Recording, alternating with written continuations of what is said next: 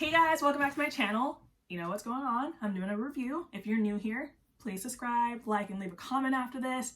If you're, a usual, welcome back. So, episode 4 of A Teacher. I was gonna say The Teacher. My bad. I don't want to say as uneventful, but it's already getting a lot more darker than the first 3 episodes, like significantly. The music's changed. I'm making a reference to my comments from my last video. There's no hip-hop music. There's nothing really crazy versus like the last 3 we had Justin Bieber and all that. I forgot to comment on that because I was trying to just talk about the episode, but it was a lot more grim, a lot more darker, a lot more serious because things are getting serious. They've already crossed that really big barrier, Claire and Eric. And yeah, from this point on, it's kind of like, what's gonna happen? How are they gonna get caught? That's kind of like what the big build-up is, like what it seems like at this point. So very beginning of the episode, it starts with Nick walking to his house with like a smile on his face after the dance. And his mom's like, hey, how's the dance? And he's kind of just like smirking, kind of smiling about it. Claire drives home and she's like sitting in her car for like a few minutes is like what it kind of looks like. And she's kind of like smiling, reminiscing, like, yeah, like they officially did it. And they've crossed that barrier, like I said. And now she's smiling, he's smiling, she's reminiscing, he's reminiscing. And like, she walks into the house, and then I think at that point she said husband, because a lot of people were kind of speculating whether they were actually married or not, because I think there was some time she didn't have her ring on. Her nameplate on her desk said Miss Wilson, so we got confirmation that yes, indeed, he is her husband, and yeah, I guess not saying that's a big thing, but we now do know that's her husband because she's referring to him as such. She walks into the house, it's a jam session. That was it. Like, there wasn't really like kind of unnecessary dialogue / singing, so it was just like her talking to him while his friends were there. They weren't really playing music. I think at that point the session was over. They were just chillaxing and stuff. And I think he wanted to like hang out with her, and she's like, no, I'm too tired. I'm like, yeah, because you were boning your student. But yeah, so too tired to hang out with her husband. Then it goes into the next, later on. Eric's friends asked where he went to, and he lied. He said he was sick. And this is where the lies is going, lies on lies on lies on lies. I don't really recall how many times he's lied to them already about her, aside from saying her name is Stephanie and that he met her at a diner, which he did meet her at a diner, but her name's not Stephanie. And yeah, he said he was sick. Allison, his ex-girlfriend and the girl he took to homecoming, is sad and pissed that he did that on her. Of course, yeah. I mean, any high school girl, any date would be really upset to be like ghosted / left, just at a dance on their own. People go to these dances with a date, so imagine he leaves you, and again, you're 17, 18, and he didn't even say anything. It's not even like a, sorry, I'm gone, sorry, like he just dipped. Didn't even try to hit her up later. It wasn't until school the next morning that he addressed this, but this just gets to that point. Apparently the 14-year-old dipped out on the guy who's too old for her as well, rightfully so. He's weird, he's creepy. They're kind of like focusing on them. I don't really know why, because as if the Claire and Eric relationship isn't already weird enough. We have this grown-ass man trying to pursue the 14-year-old sister of his best friend, which is also, again, like, he's your really good friend and you're still there's a lot of weird things in here. But then they asked, like, I think his friend that has the younger sister, he's like, okay, I know when you're lying, like, because they're best friend, like, who is it? Who are you with or whatever? And he's like, I've never felt this way before.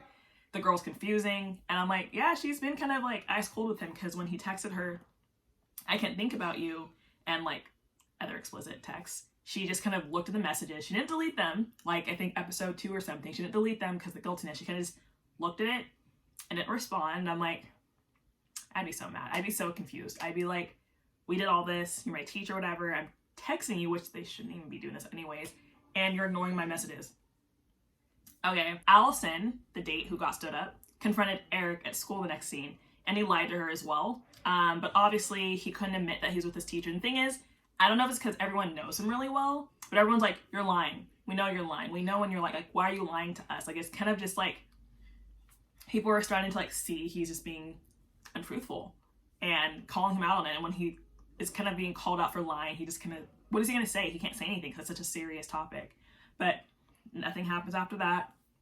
Next scene, Claire asks Eric to stay after class after giving him a good grade on his test. I don't see his test grade. I don't think it shows that, but he's smiling, kind of insinuates he probably got a good grade, because obviously if he did poorly, he would have been cheesing. She gave like no kind of like interaction that meant like anything was happening or response to anything. So obviously it was just, she's giving him good grades. So there's that.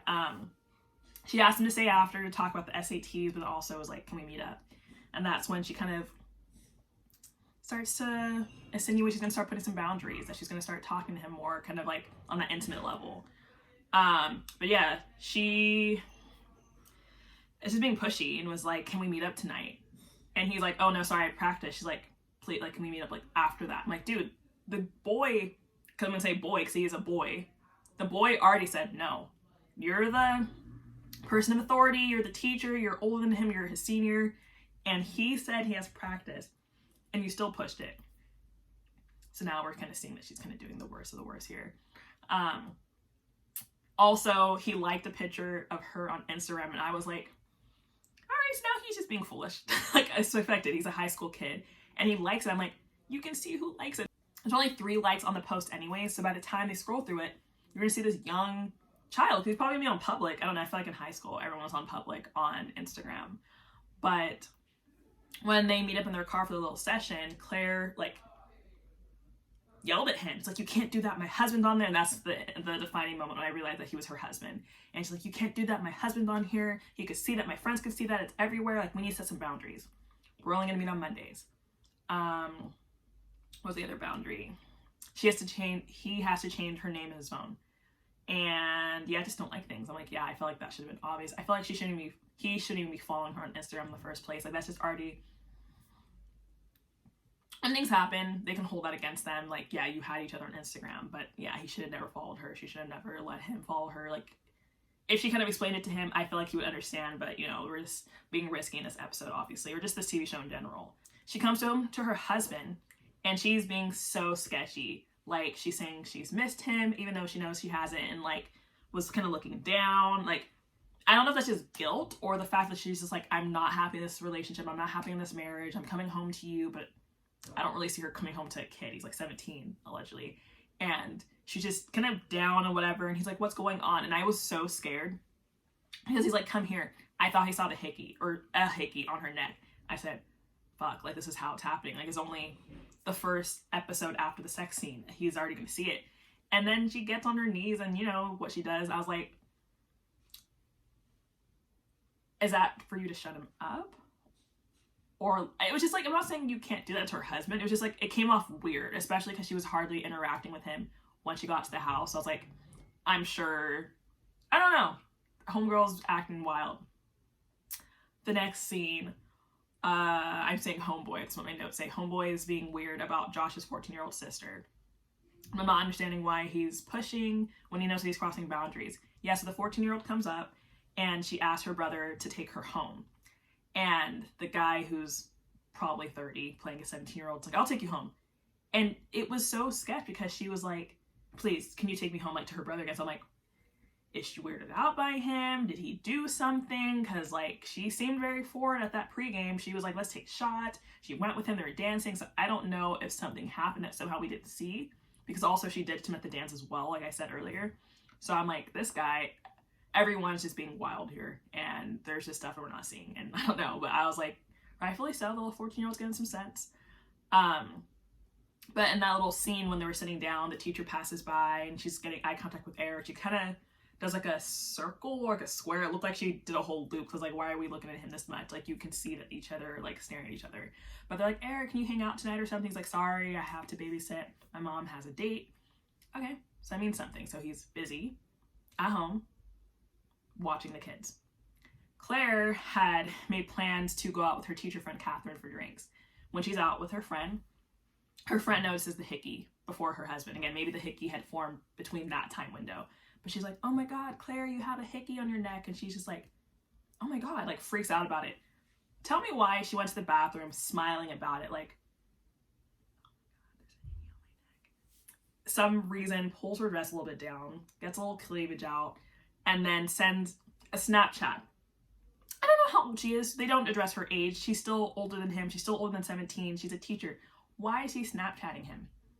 I was like, how old are they? Even though, like, I don't even think it's like the whole, like, Snapchat deletes and messages stay forever. I just think it was a very, like, weird thing, I don't know, a weird way to interact. I don't know, she's a grown woman. And then he's like, holy frick. And she's like, send me something back, or I want to see you. I think it was more of like, I want to see you in person. He's like, I'm sorry, I can't. And I think she presses again, which is the second time that she's pressed him. The first time was in the car after like practice or something.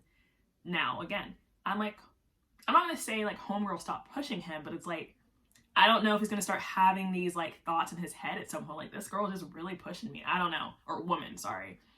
I also referenced Eric said at that little seating table with his friends that he had plans for babysitting, right? Yeah, he cancels those babysitting plans, calls some girl who looks 13 or something, or 12, I mean, I guess if he's, yeah, like 13 or something, to come watch his brothers, right? After telling his friends he couldn't, he's going to do it for this girl, Claire. They go to their spot, which I don't know where the spot's at, but it was walking distance because he walked out of the house and Claire was already in the car, like eyeing him down. And when they were kissing, Claire was like, I want to f you. And he like, wait, stop. I'm like, why is it the younger child boy that has to be more responsible? He was like, I don't want this to F you. I don't want to just do that. I want it to be more than that. And in a way, she kind of like leaned back and almost seemed like rejected. But he's like, no, I like you. And she's like, I like you too. That's why I'm here. I'm like, okay, I don't know what trigger went off in her head between the past couple of days and everything, but she's just acting like a whole new person, or maybe this is who she's been. But she's been wild. And yeah, Eric was like, yeah, like I want to be more than this. It's like, I do too. And then they obviously hook up. And I feel like that's just like, again, where this episode, not this episode, this is where this series is going, the little mini series.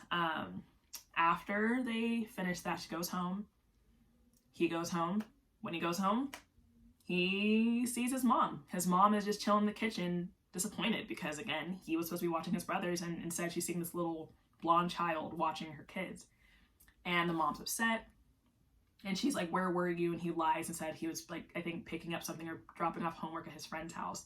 And his mom's like, I called him. You weren't with him. Like, admit to me, like, where you were at. And he's like, I don't know if he stammered. He didn't say anything. Then she asked him if he's doing drugs.